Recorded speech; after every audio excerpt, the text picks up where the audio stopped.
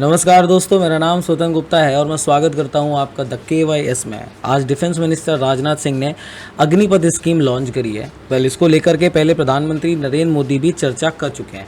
जानेंगे इस पूरे वीडियो में क्या क्या बातें हैं इस स्कीम के अंतर्गत। ये एक 4 साल का गवर्नमेंट का प्रोग्राम है जिसके अंतर्गत जो भी लोग सिलेक्ट किए जाएंगे वो 4 साल तक मिलिट्री में अपनी सर्विस दे सकते हैं। ठीक है। अच्छा, आपने GD का नाम सुना होगा, ठीक है, जनरल ड्यूटी। तो ये सबसे पहली या एंट्री लेवल की जॉब इसके अंतर्गत होने वाली है। इसमें जो भी लोग सेलेक्ट होंगे और जॉब करेंगे उनको हम लोग अग्निवीर के नाम से जानेंगे। ठीक है, तो एक स्कीम का नाम अग्निपथ है और जो भी लोग रिक्रूट किए जाएंगे उनका नाम अग्निवीर है। बात करी जाए क्या एलिजिबिलिटी रहेंगी, तो देखिए उम्र की बात याद रखनी। सबसे पहली बात, उम्र कितनी है? मिनिमम जो एज रखी गई है वो रखी गई है 17.5 साल। उसके बाद आपकी मैक्सिमम एज लिमिट है वो 21 साल की है। यहाँ पे सैलरी मिलेगी आपको 30,000 से लेकर के 40,000 तक, लेकिन सिर्फ 30 से 40,000 तक की बात नहीं है, और भी काफ़ी सारे आपको बेनिफिट्स मिलने वाले हैं, वो हम आगे चल के देखेंगे। और सबसे इंपॉर्टेंट बात है वो है वुमेन की। आपको वैसे भी पता है कि पिछले काफ़ी समय से आर्मी, चाहे एयरफोर्स हो या कहीं पे भी हो, लगातार मौके दिए जा रहे हैं लड़कियों को, और यहाँ पे भी मौका दिया जा रहा है। लेकिन इसका मतलब ये नहीं है किसी को भी हम रखेंगे। इनके पूरे क्राइटेरिया होंगे और जो भी अग्निवीर्स होंगे, जैसा कि मैंने बताया, इनको सारी मेडिकल एलिजिबिलिटीज़ और जो भी कंडीशंस हैं उनको मीट करना पड़ेगा जो आर्म्ड फोर्सेस ने बनाई हुई हैं। उसी के बेसिस पे इनकी कैटेगरी के अंतर्गत इनको रखा जाएगा। ठीक है। इसके अलावा जो भी सिलेक्शन होंगे वो साउंड एंड रोबस्ट होंगे।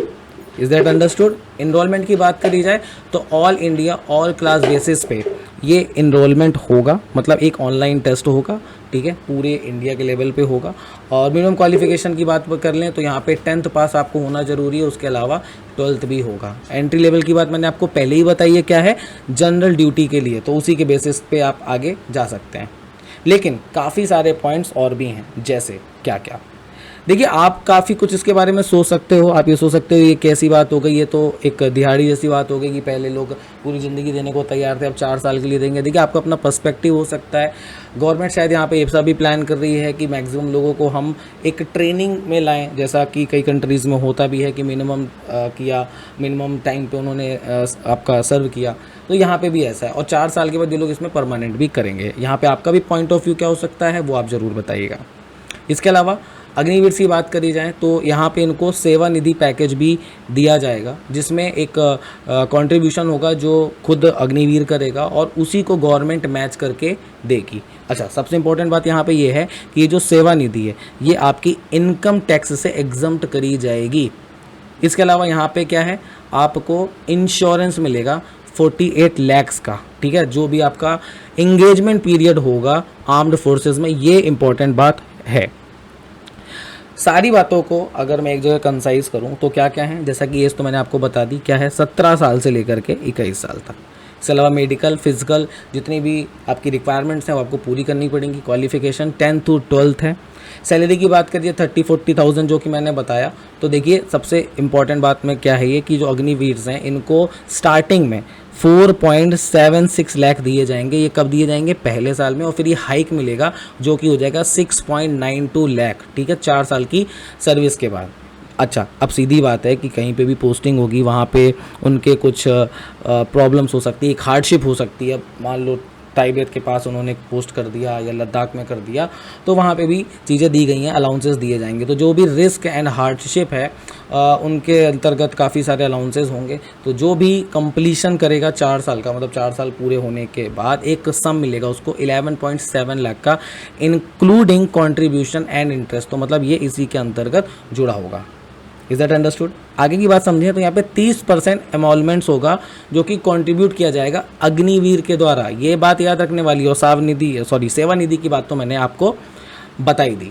4 साल की सर्विस के बाद क्या होगा? ठीक है भाई, 4 साल हो गए, अब क्या होने वाला है? तो देखिए, यहाँ पे 2 बातें होंगी। पहला कि वो वॉलेंटरी आपका अप्लाई कर सकता है कि वो आगे जाना चाहता है। अच्छा, तो क्या अप्लाई कर देगा तो परमानेंट कर दिया जाएगा? नहीं सर। यहाँ पे पहली चीज़ तो एक मेरिट वाली भी बात होती है, दूसरी ऑर्गेनाइजेशन की रिक्वायरमेंट भी है कि नहीं है, उस बेसिस पे प्रोसेस आगे बढ़ेगी। जो भी लोग होंगे लगभग या कह लें कि 25% तक वहाँ पे सिलेक्ट किए जाएंगे। प्रॉपर उनका एक रोबस्ट एक असेसमेंट होगा, उसी के बेसिस पे चीज़ें आगे जाएंगी। पूरा ट्रांसपेरेंट, ऑब्जेक्टिव और ऑटोमेटेड, अच्छे अच्छे शब्द जो बोले ही जाते हैं वो तो है ही।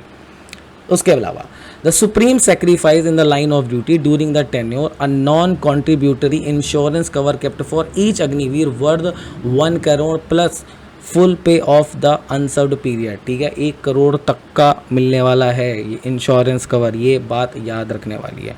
इसके अलावा अगर मान लीजिए जो अग्निवीर है वो डिसेबल्ड हो जाता है तो क्या होगा, तो उसको पूरा का पूरा पेमेंट मिलेगा। ठीक है, for the unserved portion as well as Sevanidhi package with full of interest.